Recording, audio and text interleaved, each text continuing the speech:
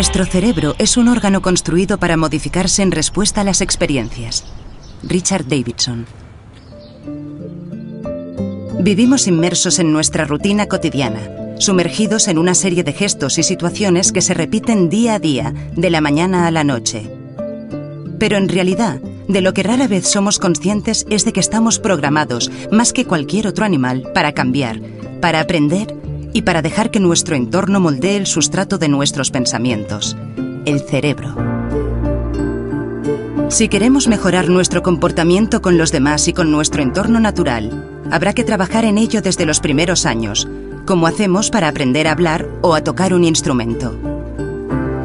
Hoy en Redes escucharemos propuestas venidas de la neurociencia para mejorar la educación, y con el psicólogo Daniel Goleman descubriremos cómo consumir en el futuro para ser unos mejores huéspedes de este planeta.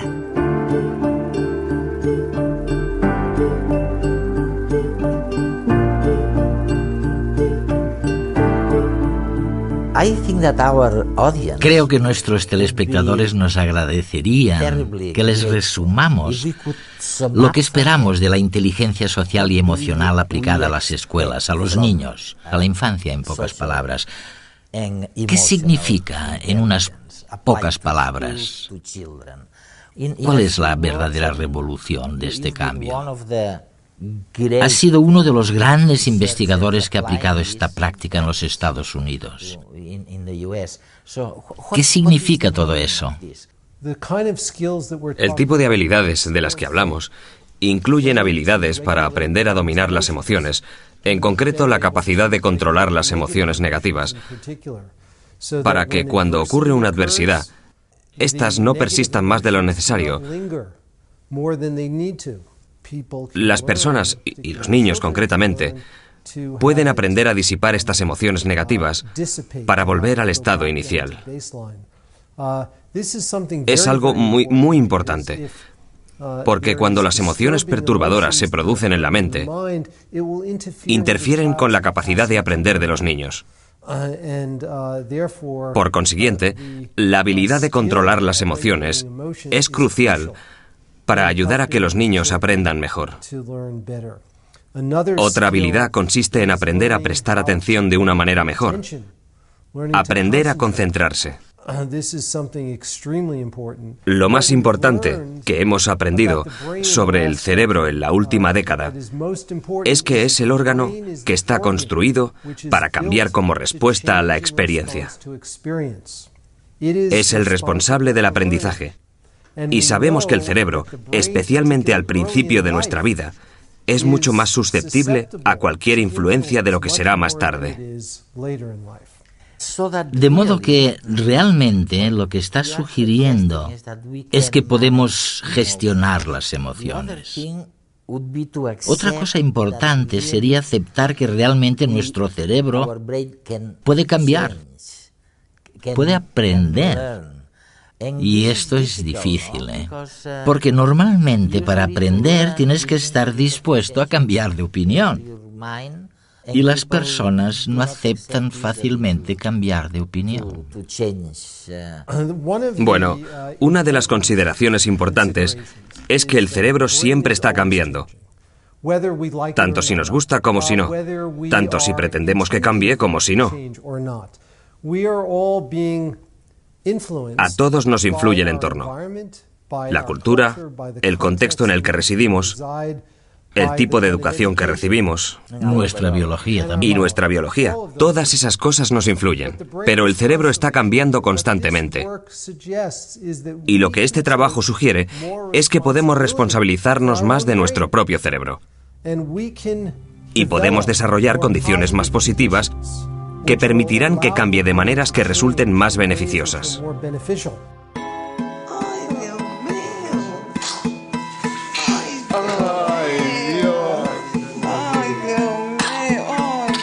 Desde el nacimiento, nuestro cerebro va modificándose, adaptándose con cada nueva experiencia, porque está construido con ese fin. Cada evento, cada suceso bueno y malo, va dejando su huella en el cerebro, creando a su paso un camino neuronal.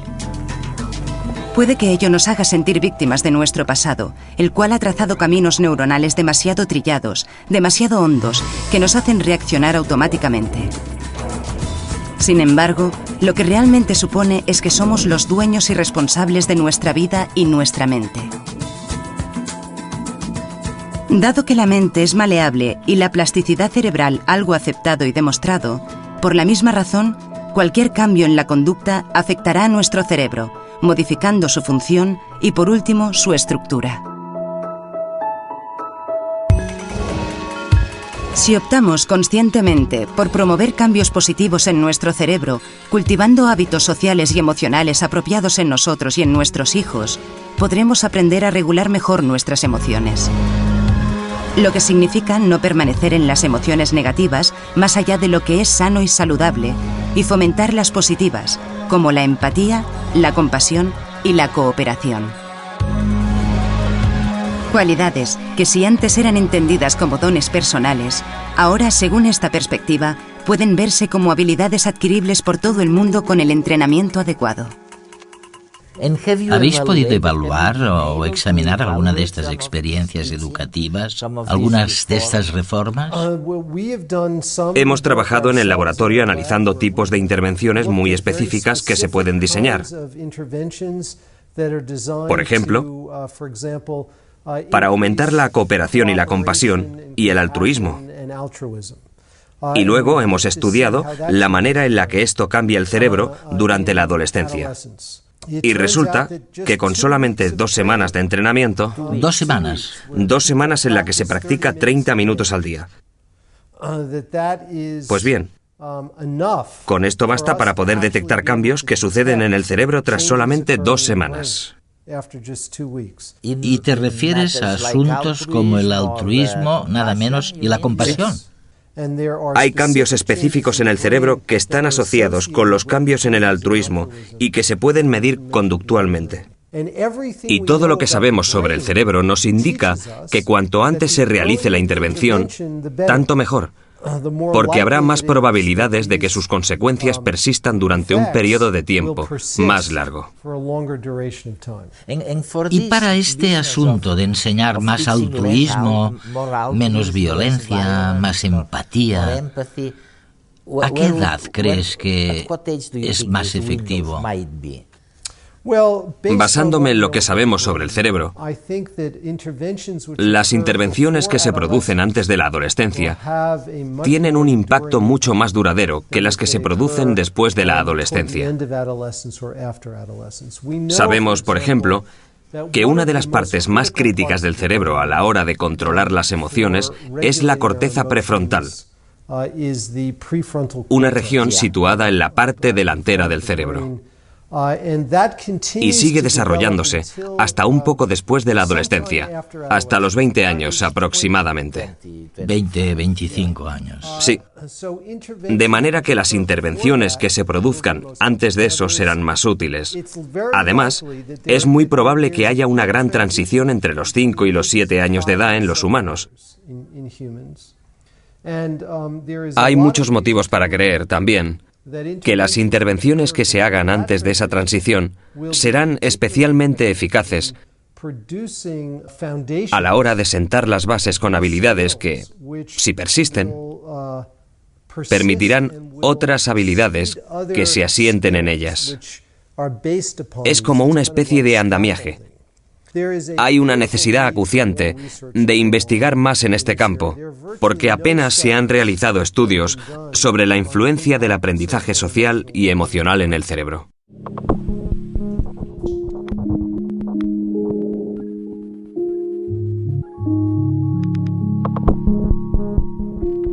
En muchos países asiáticos tenemos un proverbio que dice: el espíritu de cuando tenemos 3 años vive con nosotros hasta que cumplimos los 100. Es decir, que el desarrollo temprano influye en el resto de nuestra vida. El neurocientífico Takao Henge investiga en la Universidad de Harvard cómo se establecen las conexiones cerebrales en los primeros años de vida y conoce muy bien los estudios actuales sobre la capacidad de cambio del cerebro en función de su entorno. Este es un tema que estamos investigando y estudiando, y resulta bastante sorprendente el hallar ejemplos, desde los ratones hasta los humanos, de mecanismos biológicos presentes en todas las especies y que hacen a nuestro cerebro extremadamente plástico. Al principio de la vida es muy flexible y luego se hace más rígido. He pensado que podría daros un par de ejemplos. Michael Meaney estudia el cuidado parental y maternal y en una serie de experimentos muy elegantes en ratas ha descubierto que incluso en el mundo de las ratas hay madres buenas y malas. El cuidado maternal en el mundo roedor implica lamer y limpiar, cuidar a las crías. Y esto es algo que se puede cuantificar. Michael ha demostrado que desde el principio, si una ratita hembra nace de una madre poco cariñosa y recibe poca atención, cuando crezca será una mala madre, además de sufrir otros déficits cognitivos en el aprendizaje y la memoria, por ejemplo. Y hay una base molecular bioquímica muy buena para esto en el cerebro. Pero lo asombroso de su trabajo es la idea que tuvo. Las crías de rata que habían nacido de una mala madre las dio de acogida a una buena madre, una que las lamiera y aseara mucho. Y resulta que, en este caso, incluso las ratitas que estaban genéticamente predispuestas a ser malas madres en el futuro, modificaron su conducta. Si habían recibido los cuidados de una buena madre adoptiva, las ratitas crecían y se convertían en buenas madres que lamían y acicalaban mucho a sus crías. Se trata de un cambio epigenético espectacular que, de hecho, se debe a la modificación del gen de un receptor hormonal concreto. Este mismo año han publicado la asombrosa versión humana de esto. Al tener acceso al cerebro humano de suicidas, desgraciadamente, que de niños habían sufrido adversidades bien documentadas. Y se descubrieron las mismas modificaciones en las personas que habían sufrido adversidades de niños frente a los que habían muerto de causas naturales o los que no presentaban un historial problemático. Se trata, pues, de un ejemplo claro de la conservación de un mecanismo molecular y de cómo las experiencias en las primeras etapas de vida dejan una huella permanente en el cerebro. Mundialmente conocido tras la publicación de su libro Inteligencia emocional en la década de los 90, Daniel Goleman ha seguido escribiendo sobre psicología y emociones, promoviendo la incorporación del aprendizaje social y emocional al currículo escolar. La última vez que nos vimos, Dan, fue en tu casa en Massachusetts. Y fue justo después de aquel éxito increíble que tuviste en todo el mundo. En aquella época fue realmente increíble, con tu libro La inteligencia emocional. Sí. Coincidió con un momento en que se vivía un cierto desencanto. Había menos expectativas en cuanto a las posibilidades de cambiar el mundo directamente, a través de la política, digamos. Y quizás una mejor forma de conseguirlo era aprender a manejar las propias emociones. Y una vez asumido por todos nosotros, por nuestra audiencia también, que podemos gestionar nuestras propias emociones, que podemos gestionar lo que tenemos dentro de nosotros, nos hablas ahora de la tradición contemplativa, de los budistas, como el Dalai Lama, que lo han estado haciendo durante décadas. Sí, eso es. Y tú preguntas muy acertadamente, ¿podemos aprovechar algo de su experiencia? Exacto. ¿De aquello? Sí, yo estoy participando en esta conferencia con el Mind and Life Institute, que es un instituto que trabaja con el Dalai Lama. Se trata de un grupo de neurocientíficos que estudian las tradiciones antiguas de una filosofía y práctica como el budismo a fin de ver qué estrategias tienen para apaciguar la mente, para ser más compasivos, para aprender a concentrarse. Lo que nos dijo el Dalai a los científicos fue: tomad estos métodos, sacadlos del contexto religioso, estudiadlos muy a fondo y si pueden ser de alguna ayuda para la gente, difundidlos por todas partes. Ahora estamos descubriendo que enseñar habilidades sociales y emocionales a los niños desde que tienen 5 años hasta la universidad es muy eficaz. Los vuelve mucho más cívicos, mucho mejores estudiantes. Es un error pensar que la cognición y las emociones son dos cosas totalmente separadas. Es la misma área cerebral. De modo que ayudar a los niños a gestionar mejor sus emociones significa que pueden aprender mejor. Ahora estamos estudiando los métodos contemplativos que se han venido utilizando durante siglos. Y en el catolicismo también, por cierto, no solo en el budismo. Toda gran religión ha utilizado alguna vez algún tipo de práctica contemplativa de desarrollo de la mente. Nosotros lo estamos estudiando para ver si podemos aprovecharlo y hacer algo por los niños para ayudarles a concentrarse. Hoy en día los niños y también sus padres son muy dispersos y necesitan más ayuda con esas habilidades. Hoy en día probablemente haya solo una docena de currículos escolares que enseñen a los niños mindfulness, que les enseñen a concentrarse mejor, a focalizar, a hacer introspección y a ser más compasivos. Se trata de programas piloto. Desde 1995, cuando escribí La inteligencia emocional, ha habido cientos de programas sobre aprendizaje social y emocional y creo que va a ocurrir lo mismo con este campo. ¿Es verdad? En la próxima década.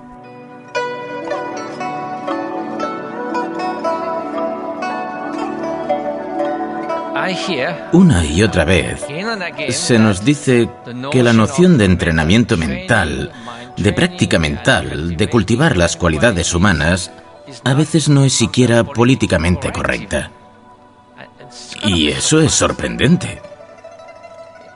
No nos importa dedicar 15 años a la educación, si tenemos acceso a ella, o a la formación profesional. Nadie espera montar en bicicleta o jugar al ajedrez o tocar el piano sin un mínimo de disciplina y práctica. Sin embargo, a la que hablamos de entrenamiento mental lo equiparamos al lavado de cerebro. Es muy extraño. ¿Qué es la libertad? ¿Acaso no es la sensación de tener cierto control sobre la propia vida? De modo que el control sobre nuestra vida es casi equivalente a la libertad. Control no significa restricción. El entrenamiento mental no es más que poseer cierto control sobre la propia mente. Tu mente puede ser tu mejor amigo o tu peor enemigo.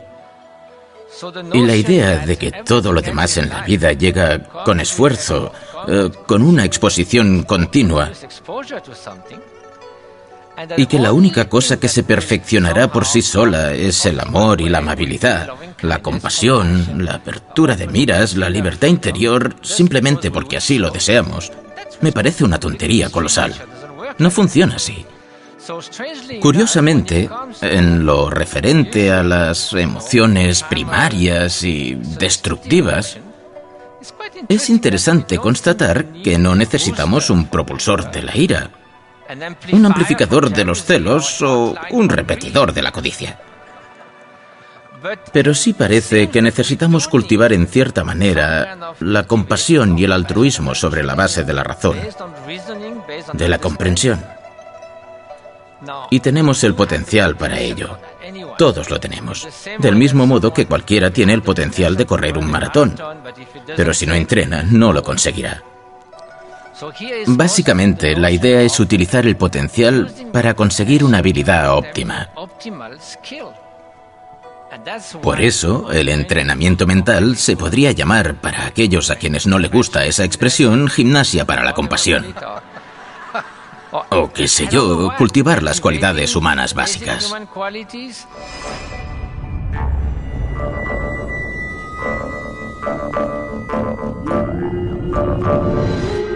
En 1921, Albert Einstein nos recordaba que el ser humano es también una parte del todo que llamamos universo. Una parte que se encuentra limitada a un tiempo y a un espacio determinado. Es decir, que nacemos en un momento determinado y morimos en otro. Lo que ocurre en medio es a lo que llamamos vida, y que nacemos en un lugar preciso que determinará lo que será nuestra historia personal. Dice que el hombre se experimenta a sí mismo, a sus pensamientos y a sus sentimientos, como si él fuera algo separado del resto del mundo, separado de los demás. Es como si su conciencia le hubiera hecho la jugarreta de crear una ilusión óptica de sí mismo y viviera inmersa en ella. Esa ilusión al final se acaba convirtiendo en algo así como una prisión, ya que nos restringe a la hora de entender el mundo que nos rodea y desenvolvernos en él. Nos limita a que vivamos solo unos pocos deseos personales que en gran medida dependen del entorno y la época en que nacimos, olvidando que podemos dar cabida en nuestra mente a otras muchas posibilidades. Esta ilusión también confina nuestro amor a unas pocas personas de nuestro entorno por las que sentimos afecto, como si el resto del mundo no existiera.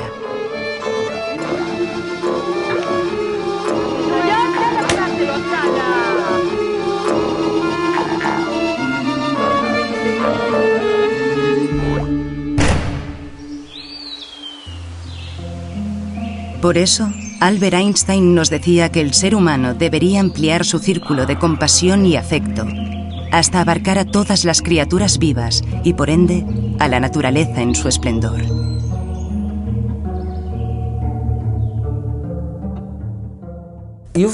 Recientemente has presentado otra idea nueva. Iba a decir que se trata de una idea tan utópica como lo fue en su día la inteligencia emocional. Hablas ahora de la inteligencia ecológica. Es fantástico porque una de las cosas que se aprenden leyendo tu maravilloso libro, estoy seguro de que también va a convertirse en un bestseller mundial, es cuando dices que el cerebro no sabe nada del mundo moderno. Es así como empiezas. Y es verdad que cuando el maquillador nos iba a poner la crema en la cara, tú has preguntado por el ciclo de vida de este producto en concreto. ¿Cuál es el ciclo de vida? Lo que quería saber concretamente es qué sustancias químicas se han utilizado para hacer la crema. Si te fijas en el champú que utilizas, si constan los ingredientes, verás que pueden haber utilizado hasta 50 ingredientes para fabricar un champú, y cada uno es una sustancia química distinta. Hoy en día puedes mirar esa lista y los estudios médicos y descubrir que un componente puede provocar cáncer en ratones, otro provocar asma, etc. Y en eso consiste esta nueva ciencia. De una lista de 100 champúes te puede indicar cuál es más seguro y cuál es más peligroso. Esta información es nueva y es muy poderosa. Puede hacer lo mismo con todo lo que compramos, con cualquier artículo del supermercado. Un detergente, un juguete infantil, la ropa que llevamos. Todo tiene su historia y existe una ciencia nueva que toma cualquier objeto, cualquier producto y que, desde el primer minuto de obtención del material, de su fabricación y transporte, miden con suma precisión el impacto que tiene en el entorno, el grado de toxicidad para el agua y el suelo, para nuestra propia salud, para las personas que los han fabricado, para nuestros hijos cuando los traemos a casa, y les dan una puntuación basada en datos científicos. Ahora podemos encontrar esas puntuaciones en las tiendas. De hecho, la principal cadena de supermercados de Estados Unidos dice que lo va a hacer dentro de 2 semanas. Van a pedir a todos sus fabricantes que les proporcionen información sobre sus productos. Van a analizar los datos matemáticamente y van a darle a cada producto una puntuación para que puedas estar informado no solo del precio del producto, sino también de su nivel de seguridad, de su impacto sobre el planeta y de otras características. Es lo que llamamos tecnología disruptiva, porque cambia las reglas del juego. Significa que tú y yo, cuando vayamos de compras, podremos mirar si algo es tóxico, si es bueno o malo para el planeta, y así podremos elegir mejor.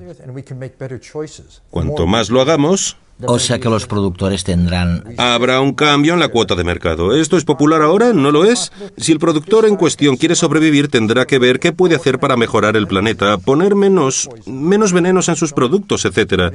Así que lo que se crea es una fuerza de mercado que hará que los fabricantes estén constantemente mejorando sus productos para seguir siendo competitivos.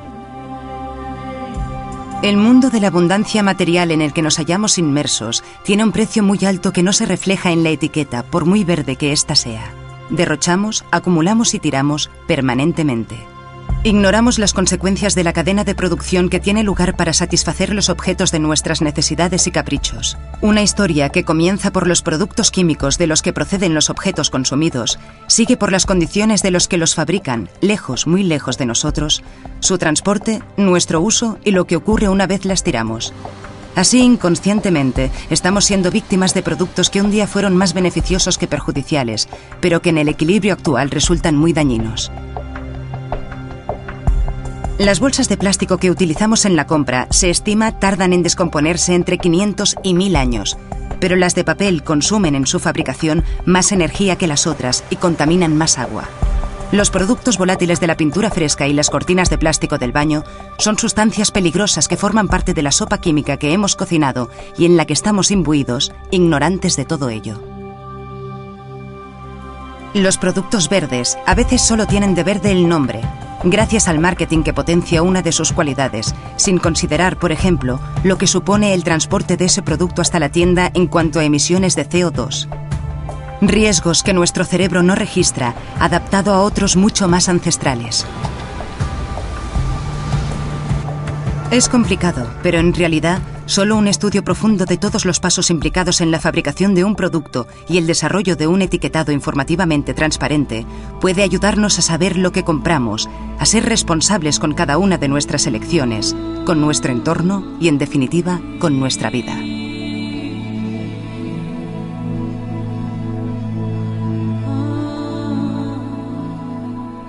¿Cuántos años hace que publicaste La inteligencia emocional? En 1995. En 1995, o sea, 15 años. Recuerdo que después de leer tu libro, me pregunté cómo podía ser que nunca me hubiese planteado esas cosas. Y ahora que te oigo hablar de inteligencia ecológica... Sí, parece obvio, ¿eh? Parece evidente, ¿no? Sí, no nos habíamos dado cuenta. Ahora está ocurriendo y van a cambiar las cosas. Si conoces a algún fabricante o minorista, deberían tener en cuenta todo esto porque va a cambiar drásticamente la forma de funcionar el mercado. Y si quieren sobrevivir tendrán que adelantarse a todos estos cambios. Lo que resulta más fabuloso de todo eso es que no es culpa de las multinacionales, ni siquiera de los gobiernos. Es nuestra ignorancia. Eso es nuestra ignorancia, pero también el que la ciencia no estuviera ahí. Todo lo que utilizamos hoy en día, la forma de fabricar, las sustancias químicas que utilizamos, todo eso se desarrolló en una época en que no conocíamos sus efectos. Ahora tenemos una nueva ciencia, una nueva lupa que enfoca los productos y nos dice con gran precisión cuáles son sus efectos. Pero además es una inmensa oportunidad empresarial. Tenemos que reinventarlo todo, tenemos que replanteárnoslo todo para reducir el impacto negativo sobre el planeta y sobre nosotros mismos. La religión indígena de los japoneses, el sintoísmo, respeta la naturaleza y los árboles. Y los indígenas americanos también hablaban de la tierra como la madre tierra, ¿no? Creo que esa tradición o concepto tiene muchísima relevancia en los tiempos modernos. A veces la ciencia y la tecnología generan la creencia o la confianza en que nosotros, los seres humanos, podemos controlar la naturaleza. Pero si miramos al mundo en su conjunto, no podemos controlarlo, como con el calentamiento global. Realmente deberíamos preocuparnos de la naturaleza y respetarla. En último término, somos una proyección de la naturaleza.